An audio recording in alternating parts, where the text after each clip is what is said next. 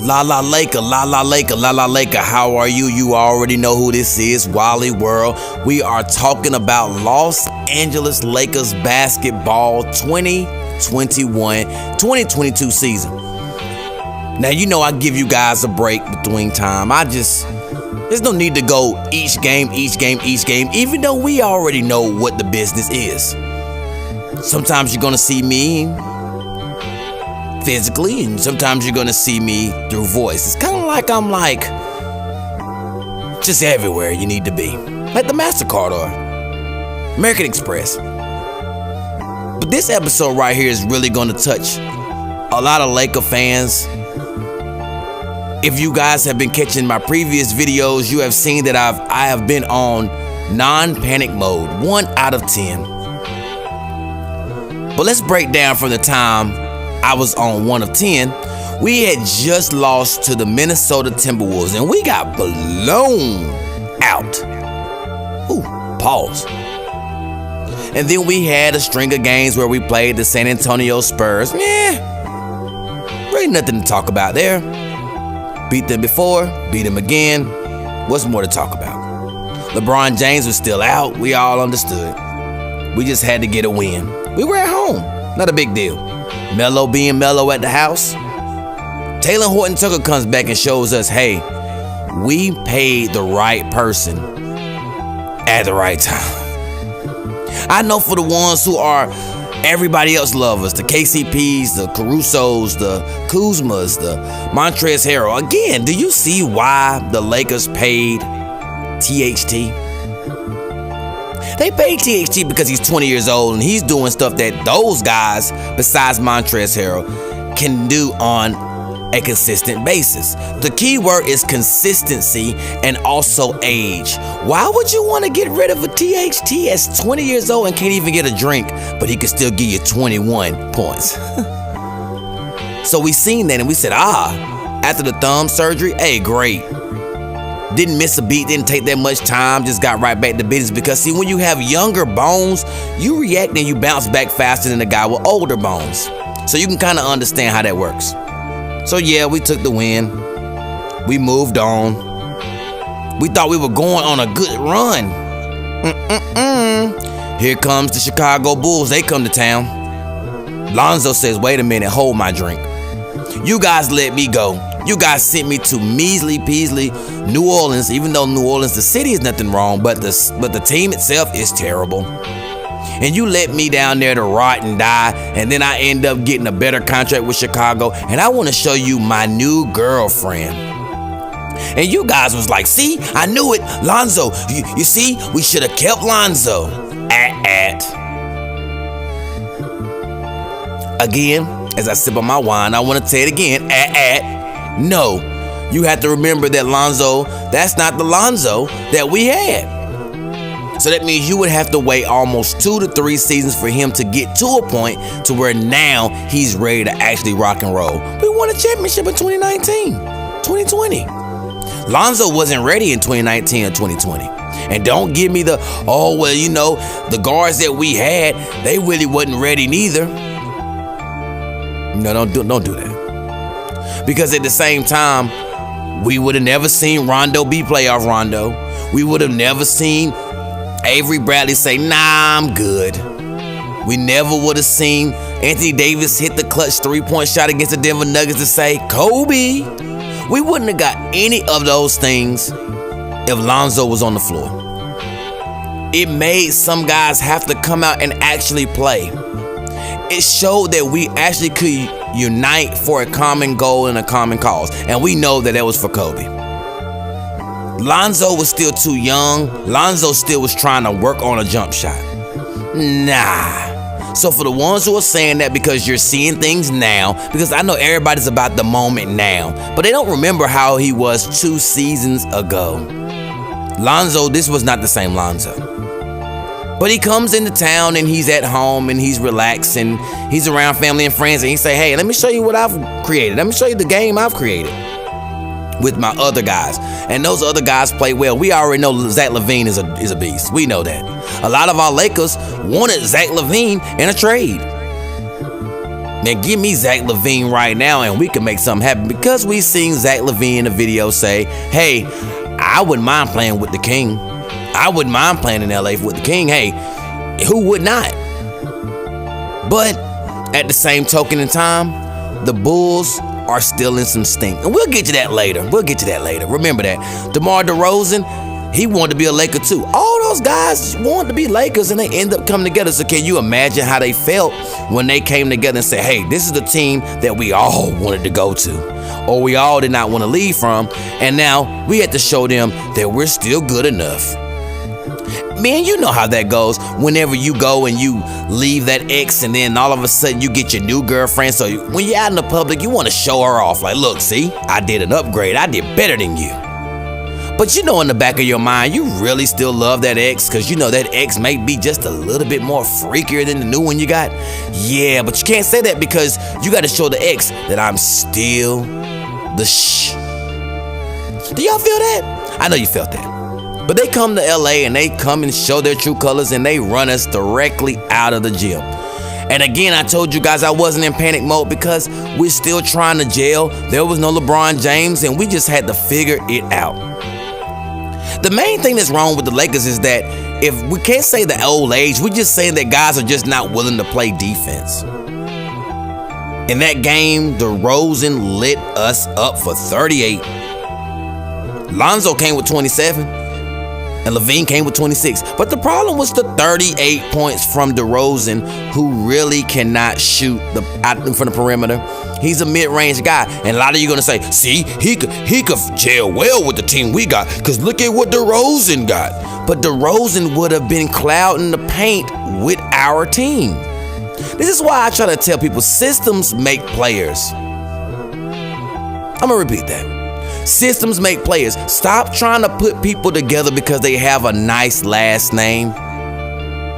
If you are mad about Westbrook right now, then you would be mad about DeRozan. They both need the mid-range and they both need to attack the basket. But when you have LeBron and you have AD and they're trying to find their way and they're crowding the paint already, and you have AD shooting unnecessary jump shots, LeBron trying to figure out how to play out the ball, it would have been the same problem, because now you have DeRozan and LeBron on the floor wanting the same space on the floor. Avery Bradley even fits better than DeRozan. Yeah, I'm going to say that.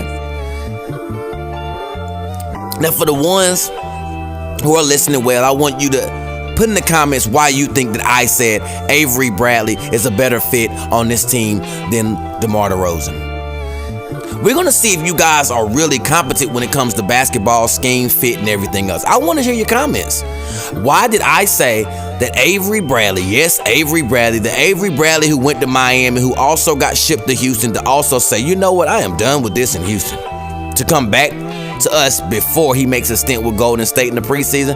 That same Avery Bradley. Why is that Avery Bradley more of a fit than DeMar DeRozan? I'm going to let you put that in the comments. I'm not even going to answer that. I will respond back to you in the comments if you get it right. So again, now the Bulls come through and they do what they do. Caruso comes, the headband, everybody pretty much, busts a nut because he came back, and all that other stuff, because we know he is a fan favorite in Los Angeles. No one wants to look at his stats though. Everybody just want to say because he does a few hustle plays and God, he is the greatest ever. It's kind of like reminding me of like White Man Can't Jump. And like, Billy Ho was definitely knocking down some jump shots, but also Billy Ho was losing a lot of damn money. This is what it reminds me of.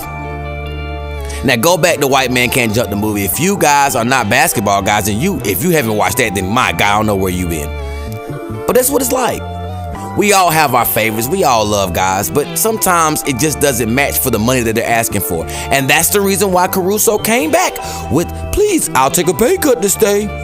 Exactly. What guy is so great he wants a pay cut? Yep, don't give me loyalty of a team, because at the same time, he was a two-way guy, and at the same token, there was a time to get his money. So actually, the Lakers was like, no, go get your money. You deserve it. We just can't give it to you here because we got this young buck that's over here really improving on the defensive end, the offensive end. And don't forget, THT at 18, 19 was guarding James Harden in the bubble. Stay woke. Now, We take a L there. Again, I'm sitting there like, well, no need to panic. Younger team wants to really push the ball. They have an open flowing offense where it's push and go. We're not that team. We're a half-court offensive team. We just have to understand camaraderie. We have to be able to understand where everybody needs to be, and they are already just pushing and going. There's like really no system to what they do. Now, I want you to keep that same energy when the playoffs come, and you'll start seeing that these same teams that run people out the gym now will be struggling in the playoffs. This is the reason why I say don't panic. Because now the game slows down, and now you can't do that up and down stuff, because they're going to make sure you don't. You're going to have to actually run sets, and you're going to actually get put in some vulnerable positions to see if you're what you're really made of. And to be honest, out of those three guys that's on their floor, the one that I can only have confidence in is Zach LaVine. Now let's move on. Here we are now, playing the Bulls, couple of nicks on our elbows, and then we play the Milwaukee Bucks on the first game on the road. This is where I go to a 2 out of 10. The reason why I go out of 2 out of 10, and you notice I went from 1 to 10 to 2 out of 10 on the panic meter, is because we come in against the defending champions. It had nothing to do with LeBron being out. It had more to do about AD versus Giannis. We have all known that everybody knows that is the comparison that everybody wants to go to. It's either AD and Giannis or AD and KD, but we know KD and AD, they never really guard each other, but it's just the way they look, you know? You have the defensive prowess of Giannis with AD, and then you have the offensive skill set of KD to AD. Now, and that's what they always want to compare, the talking heads. So now here we are. Giannis versus AD. They finally bringing back some of their guys. Middleton, to be exact. And right now, he's just trying to get his feet wet. And Giannis comes through and acts like, look, that Anthony Davis is a nobody. He treated Anthony Davis like a rookie or a child. I don't want nobody to come and tell me anything else. Anthony Davis is the main one that says we suck, we don't play defense, we're terrible, he pouts, he has a stomach bug, he gets ejected. It's a lot of things that he does. And only to get there and give us 18 points with Giannis, while Giannis drops 47 and 9 on him. Nope. Don't really want to hear the excuses. A lot of you are going to say, well, we shot poorly, but at the first half, we pretty much was doing what we wanted to do, especially the first quarter. But then Giannis said enough is enough, and AD did not. He got punched in the mouth, and he did not respond. I say 2 out of 10 on the panic meter because that is the future face of the Lakers, supposedly. This is going to be the guy that has to be the leader on the team, and guess what? We just realized that sometimes as a leader, you're going to take the challenge first to make the rest of the team understand that this is a business. This is a business right now. We are going to handle it, and we're going to get up out of here with a win, and we're going to let the world be known that we may not be all the way together, but you know what I'm coming with. So when LeBron comes back, he knows exactly what I'm coming with. We didn't see that. What we've seen is the Lakers shooting a bunch of jump shots and looking horrible at the end of the game, like no one knew who was going to be the next guy. The thing is, the positive is that we know that Russell Westbrook, because a lot of you that are Russell Westbrook haters are saying, oh man, he turns the ball over like crazy. But what you're failing to realize is that Russell Westbrook is getting more comfortable each game, and his turnovers are going down. That game he had 19 and 15. My question is, where's everybody else at? You can't have 18 from AD, which he needs to have 25, at least 30 in that game, and they win. If AD does the typical AD game and gives us 30, 28, we win the game. We lost by 7. THT showed you, ain't no pressure on my back, because he comes back and give you 25 and 12. Now let me repeat that, 25 and 12, 20 years old. So for the ones that are Kuzma, KCP, and Caruso's, let me know when you've seen them numbers. By this time in 3 games, THT was averaging 23.7 points a game. I'm going to leave that right there for the ones who want to try to dispute that. Go ahead. Give me a debate in the comments. Tell me when was the last time you seen the averages of KCP, Kuzma, or Caruso that had 23.7 points a game in 3 games. than their whole entire time being a Laker. I'll wait. You'll never see it. So we lose this game on the road, and I'm like, hey, this is the first game, man. We coming from one side to the other, and you know, we had to get our feet wet. We're really waiting on LeBron. LeBron comes back the next game against the Celtics and say, all right, I'm back. You know what? I was going to sit out a couple more games, but no, we need this desperately. And we go out there and do the exact same thing with LeBron on the floor, which kind of discouraged me. The discourages, I went up to 2 to 3. Now I'm at 3 of 10, and let me explain why I'm at 3 of 10. Because I'm not going to tell you it's because LeBron came back and we still got smoked. That is not the case here. It's the fact that now we brought in AD and LeBron, who are supposed to be defensive-minded teammates. Even though LeBron's in year 19, but he has the mind to understand where everybody needs to be. He's sat on the sideline for the past 2 to 3 weeks to see what everybody's doing, only to still get out there, and we still look the way we look. We gave up 130 points, and the third quarter is still the kryptonite. I don't understand what's going on. So I'm sitting there saying, if we have LeBron and we have AD, and they have watched enough paperwork and analytics and film to see that we are struggling in the third quarter, why are we still, and I repeat, still getting smoked in the third quarter? I told you guys on videos that our problem is the third quarter in every single game we've lost. Every single game.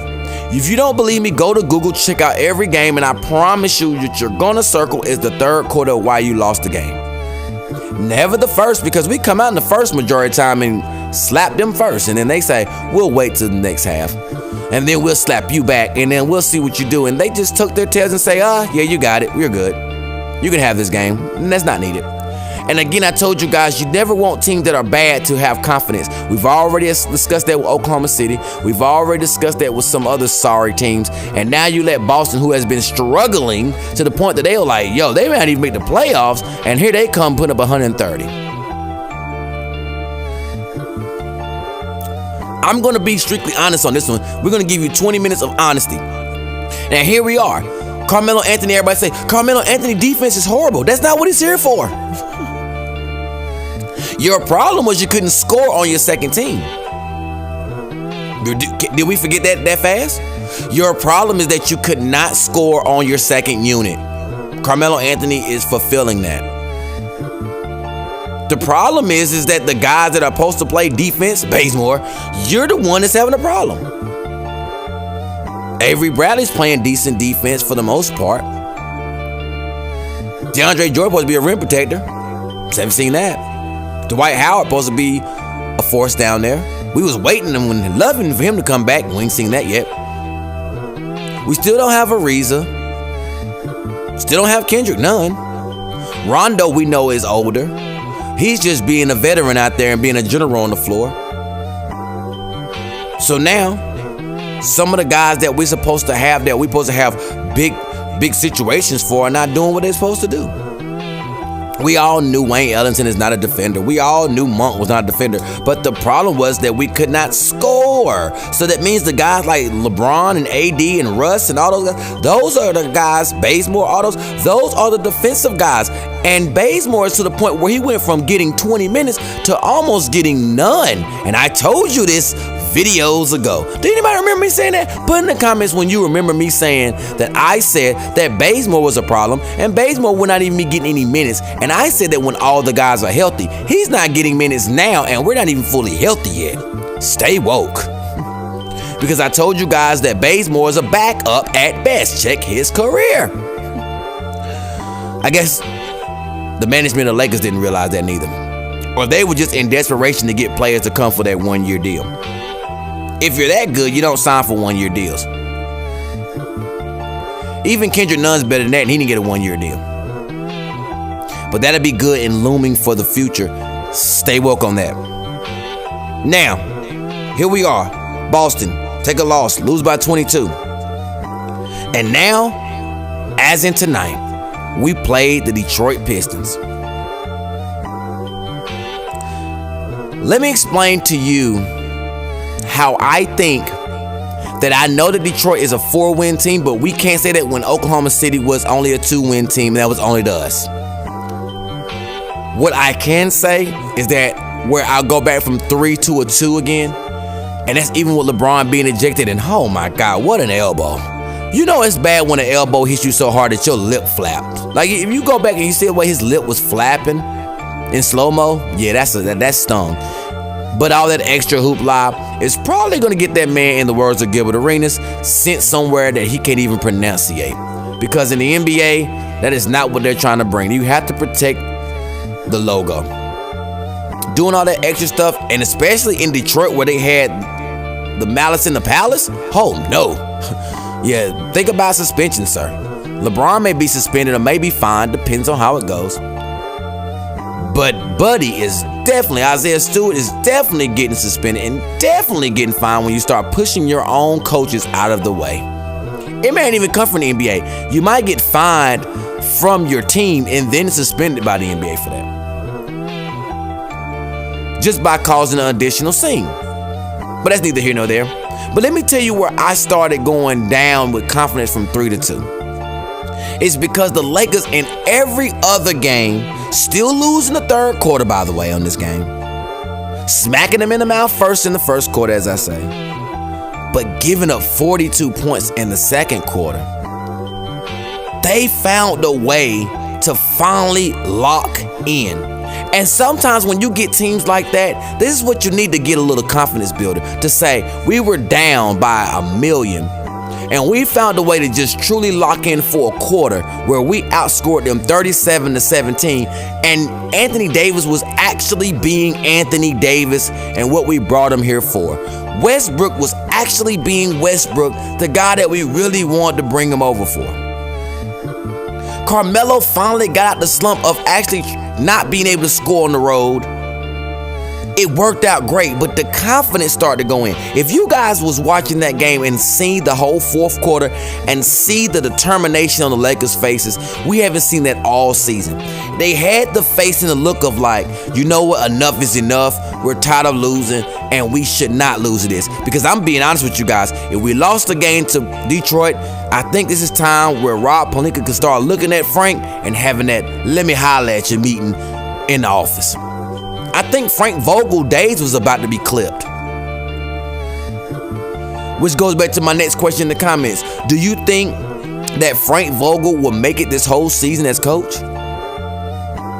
In the comments, I'll go back and forth with you to tell you my answer on that.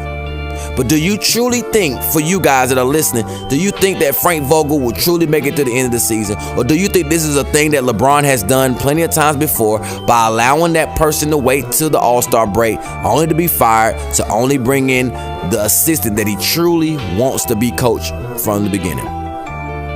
I think that LeBron really wants Fitzdale to be a coach, but I'm not going to give you my answer because I'll put it in the comments. Guys, again, tell me what you think. Do you think Frank Vogel will make it? How do you feel about Frank Vogel? What do you feel like Frank Vogel is not doing as a coach? What do you feel like this team is not doing as a team?